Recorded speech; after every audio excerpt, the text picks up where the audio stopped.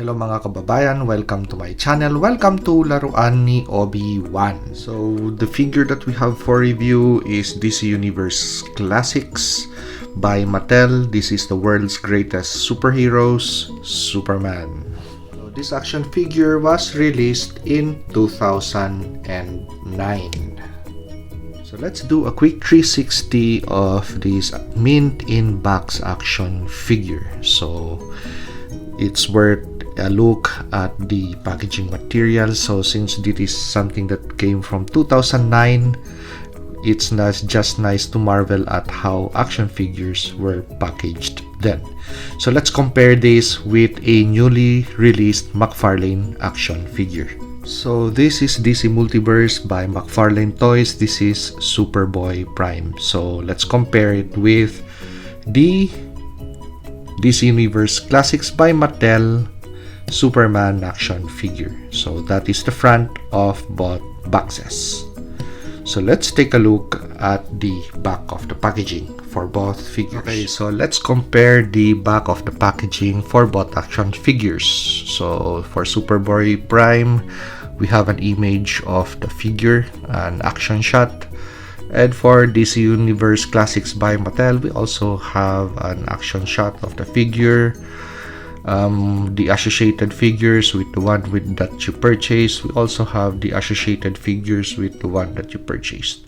And as for the bio, for the Classics version by Mattel, it is already readable on the back of the box, while for the Mattel version, it is on the trading card. But with regards to which is best suited for display for a mint in package action figure, is it going to be the DC Universe, DC Multiverse by McFarlane, or the DC Universe Classics by Mattel? Well, of course, the McFarlane version would be kind of boxy, and because of the black color on the box, somehow it makes it kind of simple, not compared to the DC Universe Classics by Mattel. You really feel that the packaging is really nice and vibrant and colorful. We have a nice card, a comic art on the back of the figure. And even though this is not, we don't have a whole box to cover the action figure, I still like this kind of effect that with this I could still look at the top and the sides, and I could even examine the action figure that I would purchase. And that was the practice I had back in the day, of course, when I'm going to buy an action figure. And because it was packaged this way, it is really possible to look at the figure and possibly get the best action figure on the lot, or the one that is available on store. While the McFarlane version, somehow we also have you can also take a look at the back, at the sides. We have, but we only have two windows for the packaging material. So just a little window over here and just a little window over there. But for the DC Universe Classics version, that is really a nice big bubble that you could really take a look at the action figure. So the question is right now, are we going to open this action figure and take it out and review it? The answer is no, because we have another action figure of the same kind, the same make and model as the one that is mint in packaging. So actually this is my favorite variant of Superman, the one with a kind of shorter cape and a cleaner look, because there are other variants of this classic Superman action figure by Mattel. One had long hair and kind of shorter cape like this, and one that had a really stern, angry look, and a longer flowing cape. I also have that version, I think, but this is the one that my sister got in my collection room and packaged together with the other action figures that I requested. So I really have a lot of action figures at home that I still would like to have here in the US. But anyway, we'll have all of those action figures on board soon, I hope, and to review them one by one. But for now, let's concentrate on this classic Superman figure by Mattel. So as you could see, the plastic cape on this action figure is really not so attached to the blue uniform of Superman. As you could see, it is more attached to the collarbone of Superman, which somehow is not kind of right. So the thing that I did with this action figure, the other one that I took out of packaging and played with, was to really replace the cape. So looking at YouTube videos before I had this channel, so what I did was to take off the cape of this action figure and replace it with a cloth one. So I drilled 2 holes on the clavicle area and cut a cape that is nice and flowing, that would really somehow reach to the foot of the figure.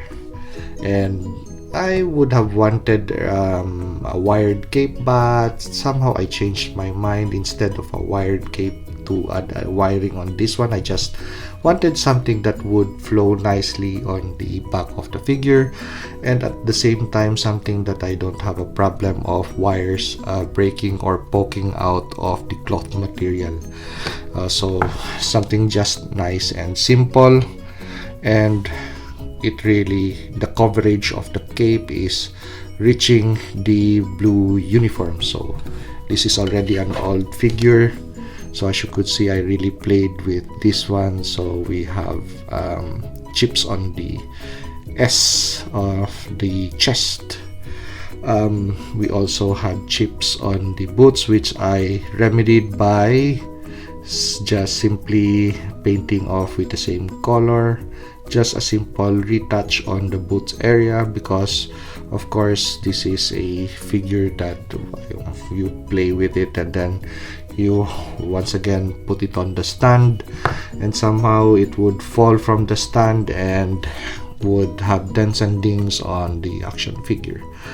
But I really did not care back then, because this is something that I want to look at and at the same time play with.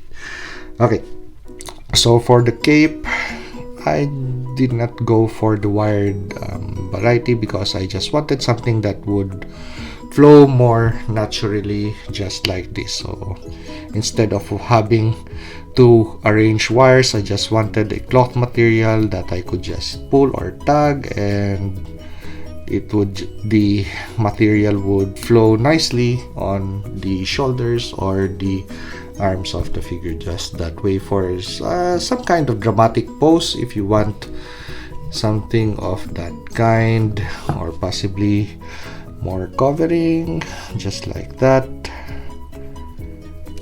And I could pull more material off from the holes and really have a nice big cape for this classic Superman action figure.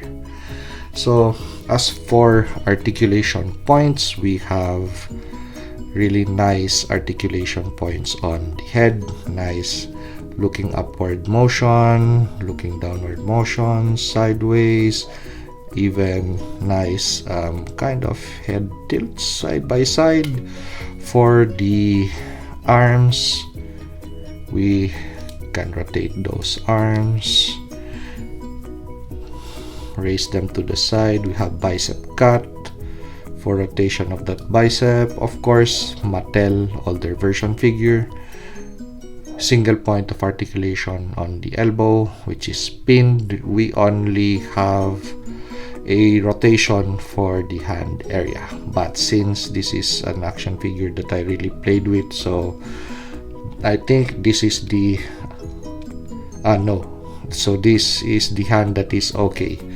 So the other hand, this one is glued onto the figure because this fell from my display case and it broke. So what I did, simple solution back then, super glue, jam it in, and you're done.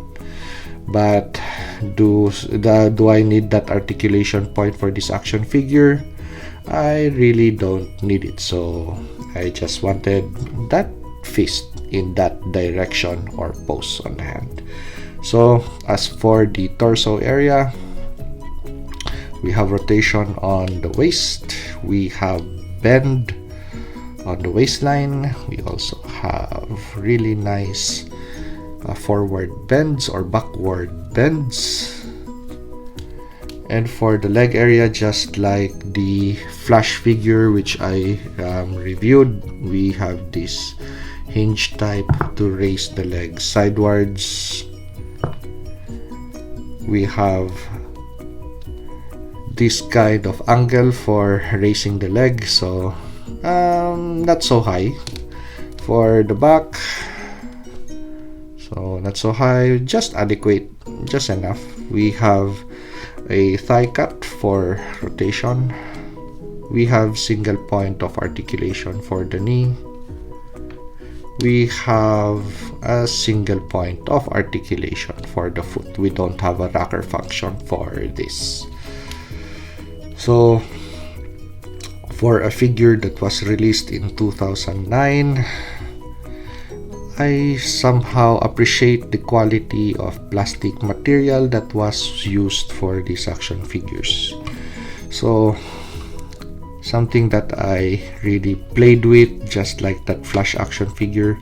The joints are still nice and tight even if this has been exposed to a lot of sunlight.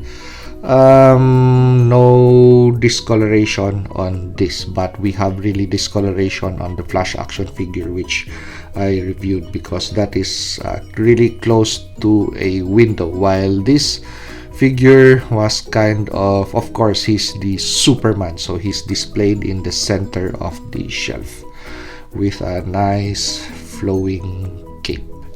So if you like this video, like, comment, and subscribe, and let's go to the photos and the video shots so we could appreciate this action figure better.